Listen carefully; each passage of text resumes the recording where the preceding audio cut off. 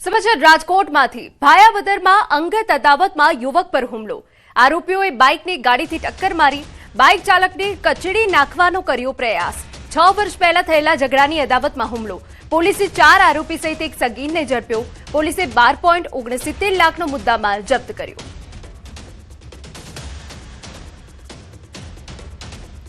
સમાચારમાં આગળ વધીએ। રાજકોટના જેતપુરમાં સોશિયલ મીડિયા પર હથિયારનું પ્રદર્શન કરવું એક શખ્સને ભારે પડ્યું છે। સુનિલ બારૈયા નામના યુવકે ઇન્સ્ટાગ્રામ પર પિસ્તોલ સાથેનો વિડીયો અપલોડ કરતા જેતપુર ઉદ્યોગનગર પોલીસે તેની સામે લાલ આંખ કરી। ગત 1 એપ્રિલના રોજ વાયરલ થયેલા વિડીયોના આધારે પોલીસે તાત્કાલિક એક્શન લઈ જનતામાં ભય અને દહેશત ફેલાવવા તેમજ કાયદો વ્યવસ્થાને હાથમાં લેવા બદલ આરોપી વિરુદ્ધ ગુનો દાખલ કર્યો। પોલીસ હેડ કોન્સ્ટેબલ જશવંત સારીખડાએ સરકાર તરફે ફરિયાદ દાખલ કરી વધુ તપાસ હાથ ધરવામાં આવી છે। સમાચારમાં વાત હવે સુરતની કરીએ। કામરેજમાં તસ્કરોનો આતંક વધી રહ્યો હોય તેમ લાગી રહ્યું છે। એક ચોરીની ઘટના સામે આવી છે।